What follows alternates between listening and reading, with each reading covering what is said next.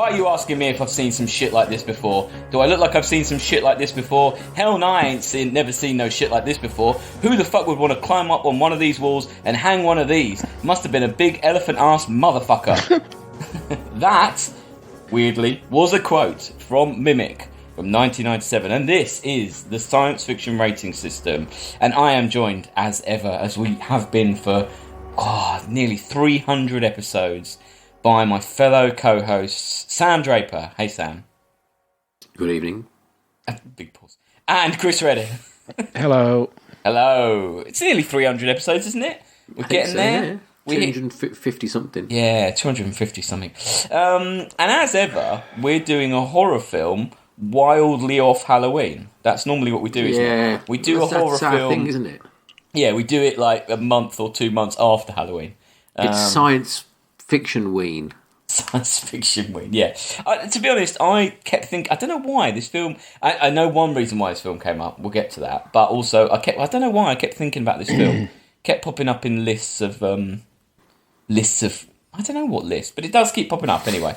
Also, isn't Guillermo del Toro's Pinocchio out? Oh, it's correct. Yeah, and I've heard it's quite good. I've heard it's basically better than the Disney one. That trailer creeped me out. What, the Guillermo del Toro one? Yeah, the trailer did. The Disney one's terrible. It's not much to beat. Was it Tom Hanks in that? Yeah. What? There's a live action Pinocchio. Yeah, the live action one had Tom Hanks as Geppetto. Oh right. Mm. Yeah. Anyway, we're talking. This is Guillermo del Toro's. I think it was his first American film. We'll get on to the issues he had later on. But yeah, written and directed by Guillermo del Toro, famous for Pan's Labyrinth, Hellboy, and more importantly, Pacific Rim. And lots of other movies that never really got off. Yeah. Yep. Like The Hobbit. Yep. And was he doing a Halo at one point? I feel probably. Like he was doing that Lovecraft one. Yep. Yeah. It's from a short story by Donald A. Wollheim, and written by Matthew Robbins, whose credits include Crimson Peak, which is a Guillermo del Toro film, but also Batteries Not Included. And also Jaws, apparently. He worked on Jaws, but not credited, but apparently worked on the script for Jaws. Oh, okay. Yeah. There were two other uncredited writers for this, Matt Greenberg and John Sayles. Weirdly, they were credited in some of the trailers and TV spots. That's odd, isn't it? You've mucked Perhaps one of those is a giant bug, and he's not got the right guild membership to get proper credit. Yeah, maybe. Do you remember where we've mentioned this film before, where it forms part of a trilogy? One of the films of which we've already reviewed. Do you remember this? This is pretty... A Del Toro trilogy, or just... No. This film was a 30-minute short, part of a sci-fi horror comedy feature put together by Miramax. There were two other segments, one of which is a film we've watched and reviewed, and that was terrible. Do you remember which one it was? I got no idea. No. It was Imposter. Do you remember that terrible... Oh, yeah, I do. Philip K. Dick one. So it's supposed to be... This was going to be 30 minutes. Imposter... Gary Sinise. Yep, was 30 minutes. And the third film, which was then made actually into a 30-minute film, is called Alien Love Triangle. It stars Kenneth Branagh, Courtney Cox, Heather Graham, and it was directed by Danny Boyle. It's a 30-minute short, yeah. I'd never heard of it. I mean, I don't know. I found it on IMDb, but I couldn't see anything. It's only 30 minutes, though. But yeah, sounds pretty random. Mad. Yeah. So this was going to be a weird Miramax kind of anthology where there were 3 30-minute... I mean, I think if they were trying to test out directors that they didn't know who were maybe a bit more indie, a bit more like he didn't have an American hit. They did make that. They just didn't release it. The Alien Love Triangle was made... Oh, but the other two weren't made. They were spun off into real films. Imposter was spun into a real film. This was spun into a real film. But the Alien Love Triangle one was... That stayed as a short. Yeah. Right. Got you. So have we all seen Mimic? Yeah. Yeah? A few times. It used to be on... I've seen it on telly a couple of times. Yeah, I feel like it's been back in the day. I feel like that. It really reminds me of the butterfly effect. Do either of you know why that would be? No, because that is but is that a sci-fi film? I don't know. Because butterfly effect is definitely about time travel, but I feel like it's all a bit random and not like. Is it in a subway for a long time? I don't remember anything about it other than just when I was watching this, I kept thinking of butterfly effect. I only remember. Do you remember the end of butterfly effect? I do remember the end. Yeah, that's the only bit I remember. The baby. No. Isn't he wake up and he's a fetus, whatever? One of the times he wakes up, he's got no arms. He just wakes up and he's got no arms. I'm sure at the end, doesn't he wake up and he's like an unborn child? Oh, I don't. He's in the uterus. Maybe. It's a weird film. Isn't it? What's his face? The oh God, what is his name? He was he took over from Charlie Sheen in 2.5 Men. That guy. Kushner. Yeah. Kushner. Isn't it him? Yeah. I don't know. Is it? I can't remember. I don't remember. Anyway, it's not relevant, really. It is him, yes. No, but... yeah. Anyway, no, it's not relevant. But you're just thinking bugs, butterflies. You're just putting it Maybe. together. I wondered if there was a reason that you knew that was why they were so linked to my mind. No. The plot, as it is, of Mimic. I've got written down here. In New York City, cockroaches are spreading the deadly Strickler's disease. This is claiming hundreds of the city's children. With no cure in sight, Mira Sorvino saves the day as Dr. Susan Tyler when she creates a genetically engineered cockroach breed that wipes out all the disease-ridden roaches. But 3 years later, her Judas breed is back, and it's evolved. That's the synopsis. That's what happens. Just to go back to butterfly effect again. You were just thinking of butterfly effects all the way through that, weren't you? I was. In the end of the film is even darker than I thought it was. Yeah. He doesn't. Not only does he wake up in the womb, he strangles himself with his own umbilical cord to stop being born into a life of doing the butterfly effect. That's the end of the film. Wow. Yeah. Was the butterfly effect after Donnie Darko? Because I feel like it was someone's attempt to try and do Donnie Darko, but not do it very well. 2004, yes, a few years later. So I feel predestination. We can move on now anyway, just that, I just wanted to kick it off. Spoilers, by the way, spoilers. Yeah, very huge spoilers for the there's some pretty good titles. I like the titles of this. They're very Seven, aren't they? They're very 90s.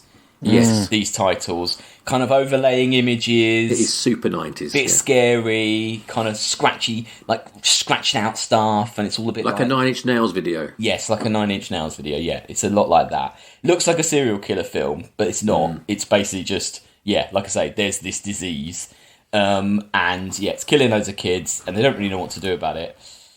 And there's all this kind of build up of this, and you see this huge, there's a really nice shot, that huge hall with all the children in it that are really sick. That was nice. That was very Del Toro, wasn't it? Do you want to know something ironic about that? That's not directed by him at all. Oh, why? No, that bit is directed by Ollie Bornadal. He directed a film called Night Watch, which also had Josh Brolin in it, which is also a Miramax horror film from '97. I think he was a producer. There's a lot of stories about this film, about how awful it was to make for Del Toro. Oh, right. Yeah, it was his first American film. And I think you can guess who made his life quite a misery. Weinstein. It was Harvey Weinstein. Basically just caused a lot of headaches. And kept trying to fuck him. I mean, like the film. We kept trying to fuck the film. Yes, put the film over. Yes, that was it. Yeah, that's what you meant. But basically, after because he had so many clashes with both of them, he disowned the film at one point, and he is still very much. I don't know if there is a director's cut, but he would rather, because the film is such a mess of not what he wanted it to be. He'd rather there was a director's cut, because at least then he could say, well, if you don't like it, at least it's kind of mine. But the main thing they didn't like was they said it wasn't scary enough, and they went on set one day and tried to throw him off and said he couldn't direct a film. And he was saved by Mira Sorvino, who basically backed him and said, I'm not having this. She stuck with him, and that's how he got through it. But he said it was a horrible, horrible, horrible experience. I don't particularly want to stick up for a Weinstein here, but playing devil's advocate, Do you not wonder if maybe Del Toro's the problem, as he keeps on getting projects go wrong and getting kicked off stuff and moaning about everyone being involved? Perhaps he's actually the problem? Maybe. I don't know. Just saying, just putting it out there. Maybe. Yeah. Asking the questions people don't want to ask. That's the science fiction rating system for you. That's good. James Cameron backed him up. Well, say no more, you know.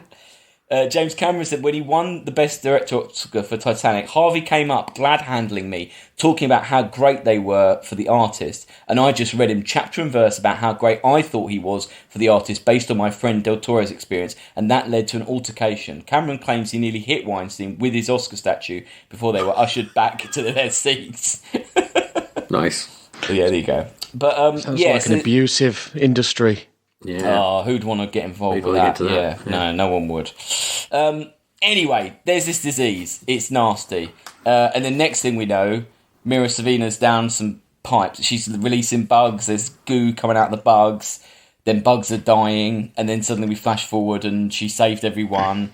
But then she has a bit of a kind of like... The magic cockroaches, though, are they? They're a mantis and a...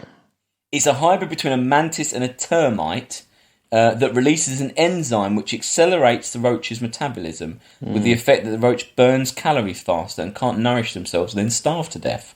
I had to... Like, that's in the, Wikipedia entry. They don't really... They do say kind of, don't they? But they don't really give you a proper scientific explanation for what it's doing. No. It's all kind of quite, rushed, isn't it? And already from the beginning, they're already getting a bit guilty, aren't they? And saying, but, we did save all these kids, but maybe we didn't, maybe we mucked up. You know her husband? Yes, yeah. Peter Mann? Yeah. What's his job? Remember what his job is? CDC? No. He's the deputy director of the CDC. Right? Yeah. Centers for Disease Control and Prevention. And... he lives in a bedsit, doesn't he? And he goes off solving crimes and stuff. Yeah. I looked up the deputy director for the CDC. Yeah. His name is Dr. J.C. Butler, and he's a very old, reputable man. And he spends his days providing strategic leadership. He doesn't live in a bedsit or something. He doesn't go out solving crimes. He doesn't go around subways trying to find stuff. I thought they could have found a better title than deputy director. He doesn't get hands-on. It's not a hands-on role. Not really. I don't know what it was about that. It's Jeremy North. I don't know who this guy was. Jerry Northam. Yeah, he was so bland and insipid. He's bland. That I thought he was going to be a villain. Did you know he had that air of being? I was going to die. Yeah. Die or be having an affair or be part of the kind of conspiracy. He had this air. He was so terrible and just boring that you just thought, he must be something with this guy. There must be some... I'd completely forgotten he existed, to be honest. It's funny seeing him in the American accent, isn't he? He normally plays like a top, doesn't he? Does he? Oh, he's in Tristram Shandy film, isn't he? Oh, okay. The Winterbottom one. According to Del Toro, they hated each other, him and Mira Savino. He doesn't look very likeable, does he? He doesn't look very likeable, no. 3 years go by. And we see a kind of a horrible, more grotty, grimy... I mean, this whole film is just grotty, grimy, dirty, nasty, isn't it? It sticks to that theme quite strongly. Yeah. Like you say, it's very Seven, the look of it. Also a bit sort of halfway between Seven and Tim Burton's Batman, the look of it, I thought. Yeah. And Relic. Yes, and Relic, yeah. The Relic, whatever that was. I agree with that. So there's this kind of weird rundown church place, and just the priest gets killed, and a weird kind of magical disabled child who can... What can he do? He can mimic sounds of noises. Yeah, identify a shoe size. Identify from shoes. 50 paces. He uses spoons. He's doing the art of spoon playing. Did you think his name was Dewey? No. They keep saying it and going, where's Dewey? Well, they keep saying Chewie, as in Star Wars, Yeah, but I heard it as Dewey. That's problematic. But is Chewie... Chewie's not a name, surely? Is it Chewie? No, I mean, they're supposed to be kind of Latino, aren't they? They're supposed to be... Yeah, but the dad's Italian. I didn't get that. No. The dad's clearly Italian. He wanted, the guy have you seen Kronos? No, that's his early one, isn't it? That's a very good film. But the Spanish actor in that, he wanted to be the dad in this, but his English wasn't good enough, so they had to cast this guy. An Italian. It makes no sense. So this priest gets killed, and the CDC turn up, and Josh Brolin playing a character called Josh, which is like the laziest. Yeah, it was weird, wasn't it? Yeah. They just he couldn't be bothered to name the character. And they say there's yellow fever in there, and they talk about triads and slave labour, and then there's someone's pooped on the ceiling, basically. Yeah. And it's very odd. I mean, and don't really come back to that, do they? Why does poo on the ceiling? No, and then there's a Chinese woman who says that dark angels are coming to get her, and there's a lot of there's a lot of religious imagery in this. There's a lot of religious in this. Big Jesus Save sign and stuff. Yeah, yeah. And she does this stigmata at the end of the... Yep. Yeah, there's a lot of... That's a film like this, Stigmata. That's this sort of... Yeah, same 90s. Yeah. I wonder if they injected that in to make it more scary. I wonder if that's a Weinstein thing. Maybe. Like, make it more freaky, make it more... Yeah. Yeah. Because once you're thinking that, oh, they were trying to amp up the scariness of it. I mean, there's a lot of kind of bad jump scare, like big noises, aren't there? Which are very predictable, unsubtle. Yeah. Every scene finishes with a slow pan across to like an out of sight monster or something that you're not meant to. And there's a lot of like the music going like bum bum bum kind of thing, isn't there? Like all the time. It's beyond the nose. So Mira Sorvino's hanging out in a weird lab, and some children turn up with a cornflakes box with some bugs in that they seem to regularly sell her insects. This seems to be a thing that they do, which is weird. What's going on with that kid's teeth? Yeah. You think they're real? I don't know. Very odd, wasn't it? They're huge. I think that's why he dies later on. What? Teeth were too big to live. That's why he couldn't run off fast enough. The weight of them was holding him back. So she does some talk about ants, which is very like prophetic for later on about like the Queen and the King and just all this very like leading dialogue that's going to help us later on. Yeah. Basically they found this very weird big cockroach, very big cockroach. I don't really like insects and bugs. I do find this I don't find it's not a scary film. I find it just a bit like horrible. Bit icky. It's just a bit icky and yucky. I mean, in a way, I quite like that it sticks to how gross the film is. It just stays kind of gross all the way through, doesn't it? There's definitely a sheen, a layer of like grime over it, isn't there? And mucus and yeah. It's all wet and ugh. Yeah. And also, so while this is all going on, there's this kind of the figure of a homeless man, isn't there? Really, which Chewie calls. Funny shoes man, or something like that, doesn't he? I didn't get that. I don't, because I guess it's his insect feet. He hasn't got shoes on, has he? Yeah, they never show his feet, do they? No. Just need a bit of a... Yeah. So all the way you're getting this kind of outline of a figure. It looks like a kind of homeless guy in a big coat, basically, that you keep seeing. He looks. Yeah. I don't know. I'll say later on. Mr. Funny Shoes. Yeah, he calls him Mr. Funny Shoes. Mr. Funny Shoes. So he's hanging around, So there's a lot. It jumps around a lot. So the husband is off researching into what's gone on in this church, and she's looking into this bug, and the little boy goes missing. So the dad is like looking for the little boy, and it's all kind of like and they find. They kind of track it to. There's a part of the tube station, isn't it? There's this that they want to break into because they feel that it's coming. Something's coming from there. The bug had come from there. That was it. The big bug had come from this part of this tube station. Do you not think that too much of the film takes place on that one subway platform? Yeah, most of the film is. Yeah, it makes it feel cheap. Yeah, and very small, doesn't it? Yeah. I mean, was it cheap? It does feel really cheap. I think not that cheap. I mean, at this point, 30 million. 30 million. That's not cheap, is it? That bit later on when they're bashing the train car as well, and they're like, "Oh, it's respectable they're all over for us. back then." Yeah. So yes, they're kind of trying to find where it is, trying to find what's going on. There's all these elements going on. F. Murray Abraham turns up as well, who's her kind of mentor. He's good, isn't he? He's good. A bit wasted in this, but he's a good actor. Yeah, I was about to say that. He's not really in it. Doesn't do much, does he, really? No.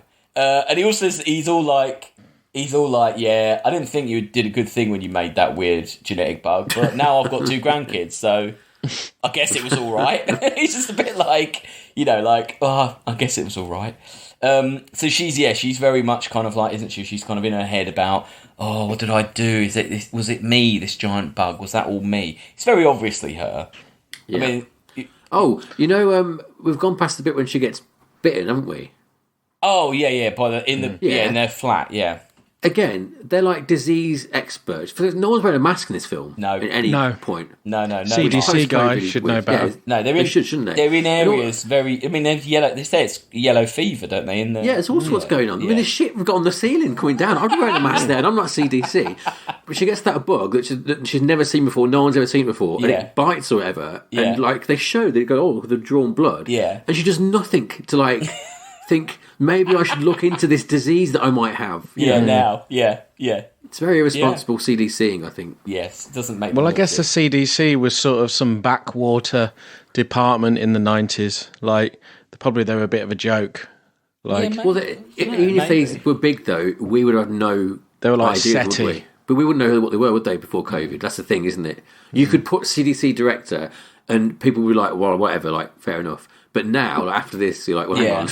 Is it the CDC? They go in Walking Dead, aren't they? Don't they always go on about something that they're heading for like the? They think that they've got a plan in place for in the first few series. Yeah, you're right. No, it is. Yes, you're right. In the comic, it's CDC. Yeah, but So her friend has a friend who works in the Philip E. Flanagan water treatment plant in Newark, New Jersey. Did you see who it was? Talking of Walking Dead. Norman Reedus. Yeah, it's his first. It's his Hollywood debut. This film. It looks very young. Yeah. We're so young you don't even think it's him. Yeah.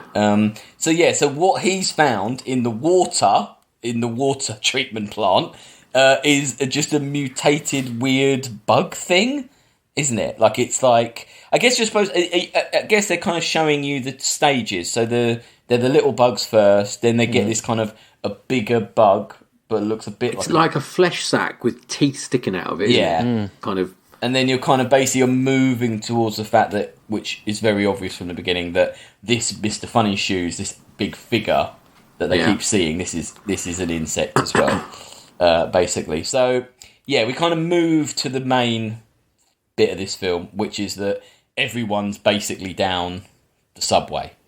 So Josh, the main dude, is down there with Josh and that cop, the black cop, Charles Dutton. Yeah, who's great. I like him as well. He's the only one who seems to have a bit of a character. Yeah, but it's a cliche. Yeah, Mr. Black, New York cop cliche number NYPD. 1, isn't it? Yeah. But yeah. So they're down there. Mira Sorvino's gone to meet her husband, and he's late, kind of thing. So she's down there as well because she gets snatched up by a giant bug.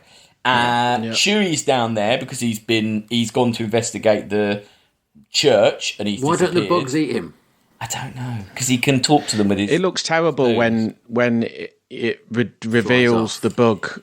Yeah, the human bug thing. It's really underwhelming, isn't it? Yeah. Really bad, that particular shot. Which, considering that's the reveal, when it flies down the platform at her.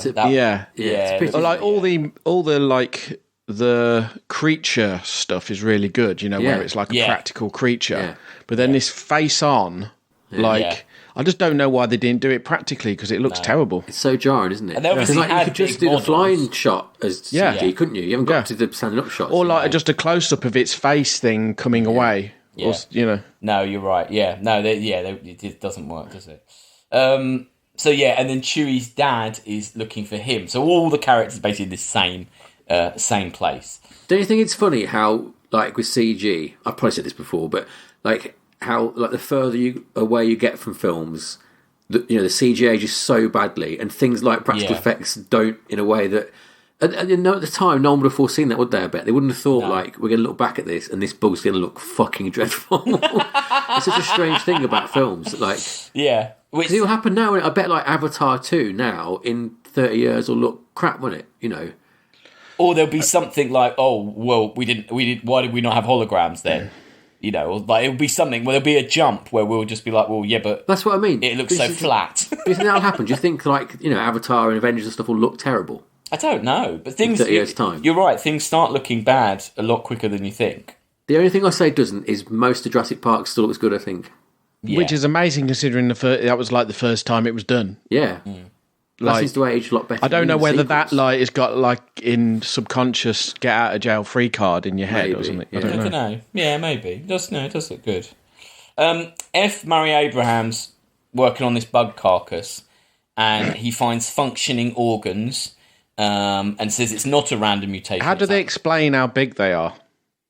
It's just evolving. He says it's evolved 140,000 times. But no, they never can't. really. They wouldn't be able to breathe through spiracles. Like that's the whole point. No, the oxygen isn't high enough. No. Also, where would it evolve lungs from? Like, would a cockroach eventually evolve lungs? Like, why would that? Was that real? Why would that happen? Yeah, but it has like it has a distributed breathing system right now. Yeah. It would be like a big jump to all of it. It would be like a helicopter turning into a jet plane because they're like two different ways of flying. That's what I mean. That's what I mean. Yeah, why does it need that? Yeah. Like, so would never happen, would it? And you need steps between both, which all the steps work. Yeah. And those steps, right? Wouldn't they happen for like an environmental reason? They would, yeah. And it's not got a reason, has it? Because it's just cockroaches are living quite happily, aren't they? The way they try, they're working very happily and very, they're perfectly successful at the size they are. Yeah, with the body parts they've got. Yeah. I mean, science in this is nonsensical. I think her explanation. She just does that big speech about like, well, some flies trying to look like spiders because that's their enemy, and these things look like these things to look like their enemy. So we're their enemy. So they look like us. That's kind of it's doesn't need lungs though, does it? But if it's killing like kids and like disabled people and stuff, it doesn't really need to walk around like with a silhouette of a human. Yeah. No. Also, at the end, right, he says like, "Oh, it's going to infiltrate every level of society," and it won't because it looks a bit like you're in the shadow, doesn't it? Yeah. You couldn't walk into an office building and like go up to a desk, could it? Yeah, going into like that. Yeah, hissing and clicking. It can't talk. I mean, I'd like to see it order a martini in. Yeah. No, I want to see Mimic 2 where there's like a UN meeting and the American like one is one of these bugs. And no one's like, oh shit, the bug's got in. Hey, should we pause for a cockroach quiz? Yes. Oh, lovely. Yeah. So it's basically, nice. I'm gonna give you some facts and you tell me if they're true or false. So we'll start with Sam. A cockroach can survive a nuclear blast. True or false? False. Yes, it's a very common myth. They can withstand 10 times more radiation than a person, though. So, it's no joke. But they couldn't. Yeah, they couldn't survive a nuclear blast. Chris, cockroaches existed when dinosaurs existed. Probably true, yeah. It's true. Or they're cousins. They're, not the same species. But no, but they're at least 200 million years old, and they might actually be older than dinosaurs, cockroaches. So, yeah, that's pretty weird, isn't it? Cockroaches can live without a head, Sam. That's false. No, it is true. They can live for a week without a head. It's because what a week. It's because it breathes through small holes in its body. So actually having lungs is going to really muck this up, I guess. Unless it still does that, but so that's actually weirdly true. All cockroaches can fly, Chris. Is that true or false? Probably false. Yes, only some of them can fly. Not aren't wetters related to cockroaches? Maybe. What's a wetter? Like one of that big cockroach, that big fat cockroach from New Zealand. I'm not going to Google it. No. No, don't. Sam, you are safe from roaches in your house if your house is clean. Is that true or false?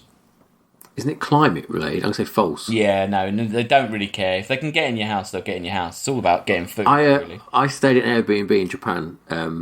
One of the very varying qualities, but one, we turned up and it was underneath the dental office, and you shared the toilet with the dental office. It was outside of the flat. Yeah. And I went out there the first time, and there were just part of dead cockroaches in there. Oh, God. Grim. Oh, that's horrible. Yeah. Didn't give it a good review, I'm assuming. Oh, I tried to give a bad review and they shut down just after. That's what they do. They just start up fresh every week. Yeah, I think so. Chris, cockroaches eat everything. Well, they don't eat metal. Okay, they eat the majority. They eat a high proportion of things. Got you there, hasn't it? Yeah. You're going to get a point anyway. They eat plant matter. You're just telling me. You're just telling me the answer now. Have you looked in the WhatsApp? Don't look in the WhatsApp. Is he put a really giant? Don't do it. Oh my God, that's huge. Oh God, that's horrible. Oh, is that a wetter? Oh, thank God we don't live in New Zealand. They're endemic. Better than the thing in this. They're endemic to New Zealand. Bloody hell! I think they're actually related to crickets. Actually, not it's horrible. Maybe they're in the sequel. There's big ones in the King Kong made by Peter Jackson. Yeah. Sam, cockroaches do not urinate. True. Yes, they don't. They don't urinate. They do shit, like on the ceiling, I guess. But yeah, they have a weird way they can recycle nitrous waste, and it means they don't need to urinate in any way. Last one. Cockroaches serve no purpose, Chris. False. Yes, because all animals serve a purpose. Everything serves a purpose. Yeah, that's a silly one, isn't it? Yeah. You drew. It was a draw. Well done. There's some facts about cockroaches. Is there not a tiebreaker of cockroach? No, I didn't know. I don't have any more facts. The funniest thing is, one of the websites I got those facts from was like it was like a bug exterminator, and it was like the last fact was, Mr. Killit kills all cockroaches. Yes, we can do that. It's like, thanks for reading these facts. Now call our service on. Yeah, sneaks in his own fact at the end. yeah. We're the best cockroach killers in the world. So basically, a silly thing happens where the cop and the husband fall down into the bottom of this abandoned station set, and then Josh Brolin's stuck. And they're like, you've got to go all the way back up to the surface and get help. And he's quite like, no, I think that's stupid. He doesn't want to do it. The set didn't work here, did it, at all? No. They weren't far enough down for it to not be surmountable as a problem. No, and they just keep picking up like oldie-timey newspapers and like oldie-timey maps, don't they? They fall in on like a piece of scaffolding that hasn't really collapsed. It's just fallen over and the top's come off. Like, just put that back up again. Yeah, no, it's really silly. So he's wandering around. He obviously gets killed. He gets killed. Does he get chopped off he gets killed quite... Oh, no, that's it. He's climbing back up, isn't he? And they pull him back down. Yeah. Pull him back down. Pretty horrible. Like, that's pretty horrible, a horrible death. So yeah, people are getting bumped off now. Basically... I mean, if bugs were the same size as humans, they would have... a lot of they would be quite dangerous. Oh yeah, we've got no chance, have we? But there'd also be tons of them, wouldn't there? Oh yeah. Well, yeah, they use a different. Obviously, they go for numbers. Yeah. But that's what this film. I thought the end would be loaded. I don't think there's enough mass to like get them all to that size, though. There's not enough food mass, is there? Yeah. No, true. So so at this point, they've all got back together again now. So Chewie's dad.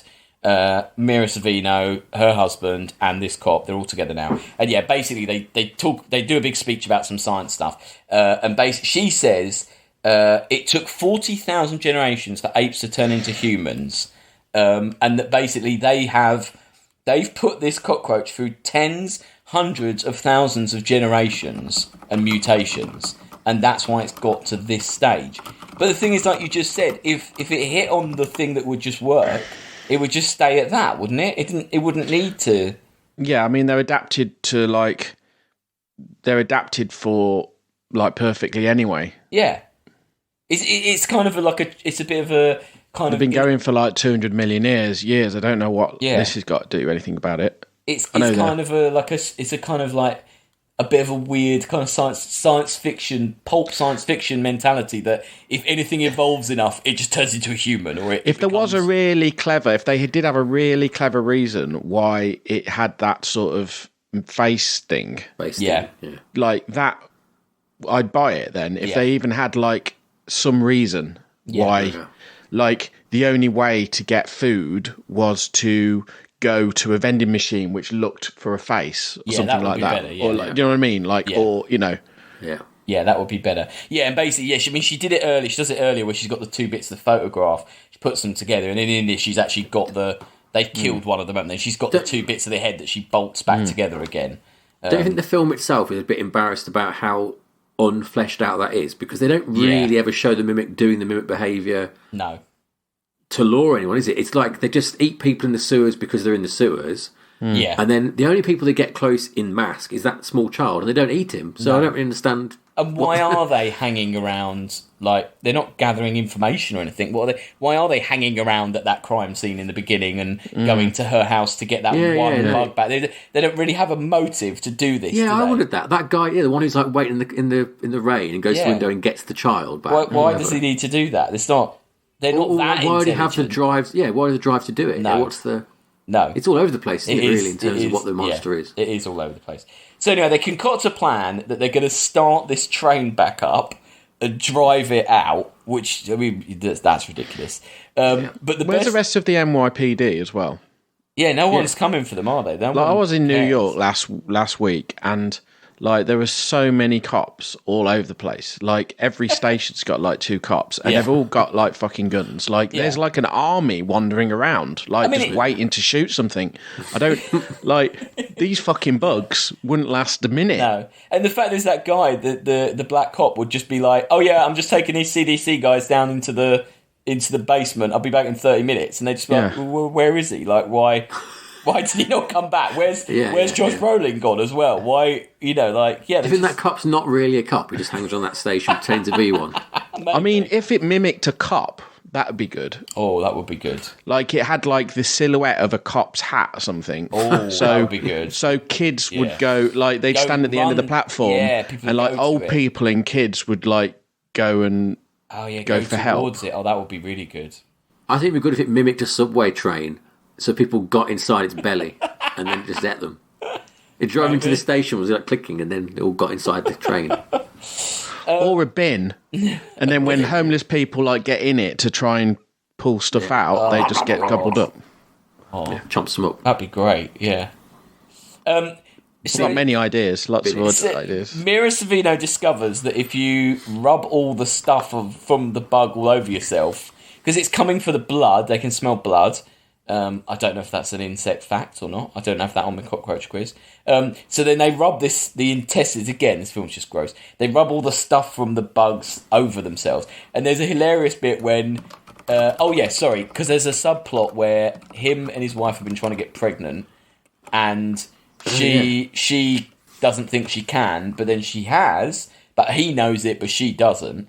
So, didn't you think that the payoff for that would be that she'd have the bug's baby from the I thought we'd go a bit more the finger. The fly, it would go a bit more that way, but no, it didn't. Why otherwise is that even in the film? What's the point of that subplot at all? It's just a very Frankenstein kind of, man creates because he cannot create. It's like that. It's very like... It should have been. They went for an ultrascan at the end, and it was a cockroach in there. Oh, God, that'd be horrible. No, it looks like a baby. Oh, yeah. And his face is like... It starts clicking at them, the hilarious bit here is that... So he puts himself up to go out, and she goes, "Oh, just don't sweat. Because if you sweat, you'll sweat off all this stuff." And he literally looks at her and he's just like, "Yeah, all right, I'll try not to sweat." Sure, like... Prince Andrew down there. Oh, very good, very good. So they go out, and it's all over the place, this, isn't it? Because there's like...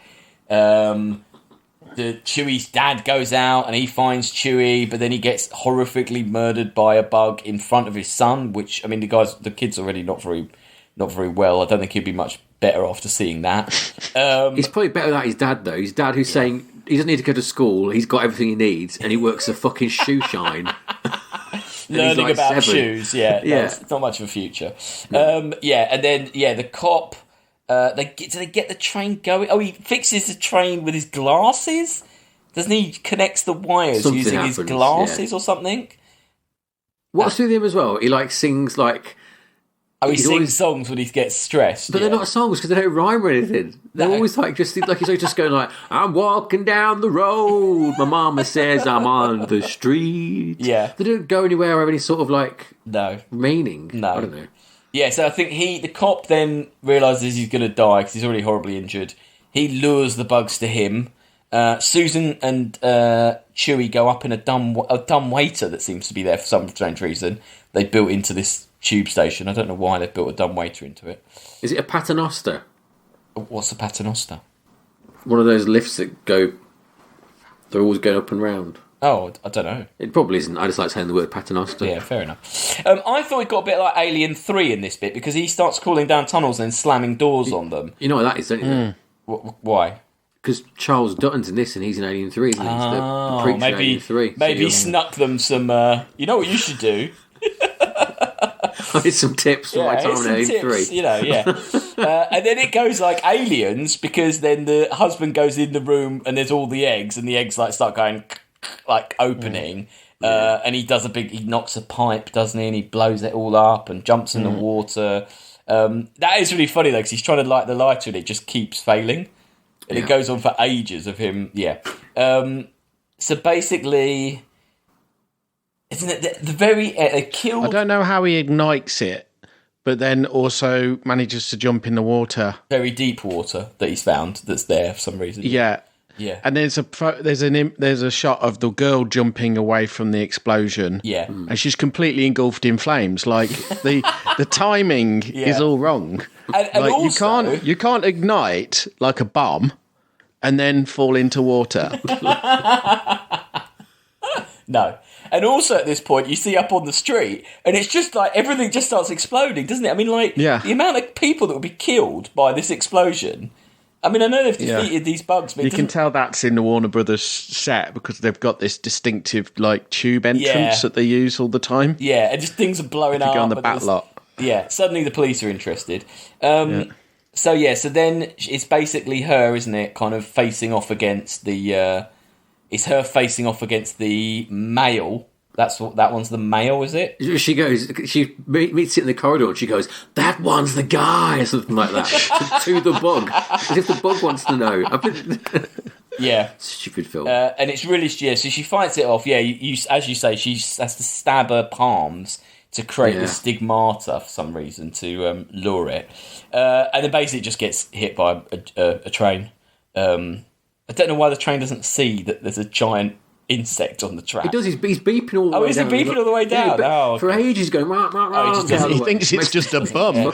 He thinks it's a bum and just, like, completely crushes it. And they've got an agreement where it's like, as long as it's like a thing, you know, how the police have to shout police before they shoot in the head. Yeah. As long as they beep the bum, they're allowed to run him over. The unions say, don't touch the brakes. That's it, Just make sure you beep. Just squash the bum. And then the end, so then she's up the top there with Chewie.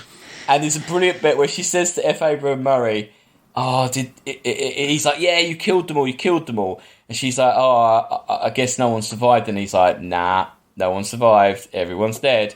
And then he's just like, next thing, her husband's coming up the stairs. And then he looks really surprised. It's like, how crap at you, like, how badly did you search? Did you not bother searching? Did anyone search? Because anyone who happened to be stood over like a manhole when that all went up as well would have just got cooked. Yeah. Oh, yeah. Interestingly, so the end of this film... Also, that gas leak was only going for about a minute. Yeah. Why did it stop? The end of this film, Mira Sorvino and her husband embrace, and they've got a child, and he's like, we're going to have a baby, like, oh, it's all great. Now, interestingly, the original casting of this... it was Mira Sorvino, and it would have been a Latino actor as the child, but Guillermo del Toro wanted Andre Braugher, I think he's called, or Brower, I don't know his surname. In Brooklyn Nine-Nine, the guy that's the commissioner? Okay. So basically, it would be that she was married. So it's a white woman married to a black man, and in the end, they would have a Latino child. So he saw it as this basically like kind of symbolism of what? She's white. They'd have and he's black, and they have a Latino child. What are you talking about? Because they will have to look after Chewie now because. Oh right, she can give birth to a Latino child. So I don't know if she'd get. Yeah, I don't know. Chewie's clearly Italian anyway. I don't get it. I don't see why. I don't think the film ever actually says that he's Spanish, does it? No, it doesn't. But he's Italian. The dad is clearly Italian. He looks Italian. He talks Italian. I'll look him up. Clearly, that bloke is definitely. His name is Giancarlo Giannini. I think he's a fucking Italian. Maybe this was another Weinstein change. I don't know. So that's the end of the film. And as I say, there were tons and tons and tons of problems with it. It was a very dark time for Guillermo del Toro. He was very unhappy with how it went down. I think a lot of what he said, this film was supposed to end on a down note with the heroine finally finding the man of the colony, a creature that could change into a form that was nearly indistinguishable from a man. It would say leave, showing the insect's capabilities to mimic human appearance and sound had become so advanced already that mankind was all but doomed. They didn't like that idea. So it would have been tough to do, but it would have been a scarier, better ending, wouldn't it? It would have made, I don't know. Yeah. Be better. Yeah. I can't find the quote. Guillermo del Toro said in a 2017 interview with BFI London Festival, he said, "My first American experience was almost my last because it was with the Weinsteins and Miramax. Two horrible things happened in the late 90s. My father was kidnapped and I worked with the Weinsteins. I know which one was worse. The kidnapping made more sense. I knew what they wanted."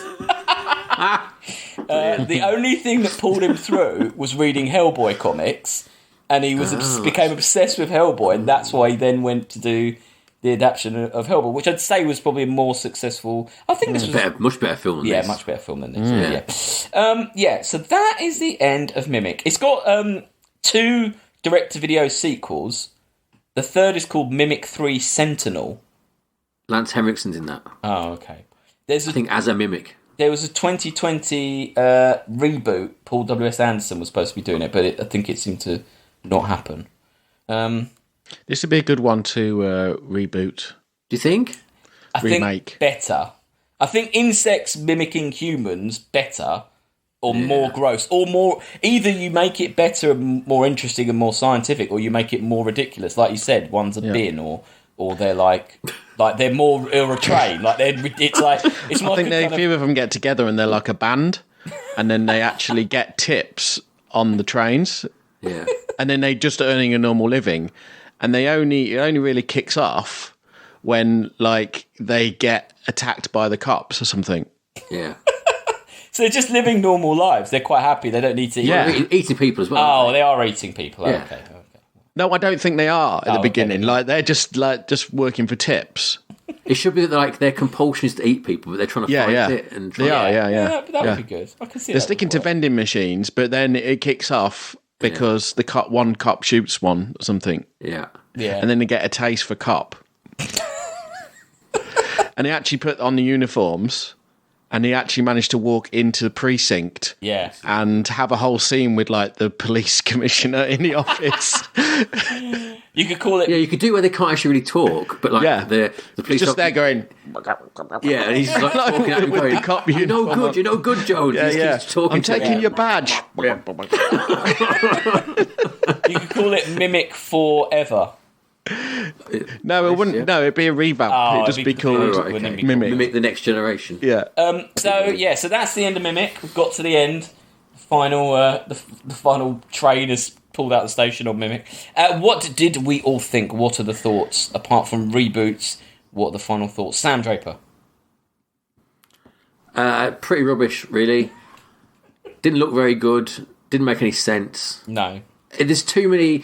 You can see Del Toro wants to be something he's not here, and he's trying to like put religious references in, and it's an alien film, and it's a creepy monster film, and it's a Christian allegory, and all this stuff at once. But it's none of those things. It's just a rubbish monster film. Just a mess with a terrible leading actor and actress. Both of them are crap, I think. Oh, okay. I don't mind Mira Sorvino in it. She never really went anywhere, did she? No, she didn't, did she? But they say that's because she turned down Weinstein and he killed her career. Oh, is that true? That's what her story was. Yeah.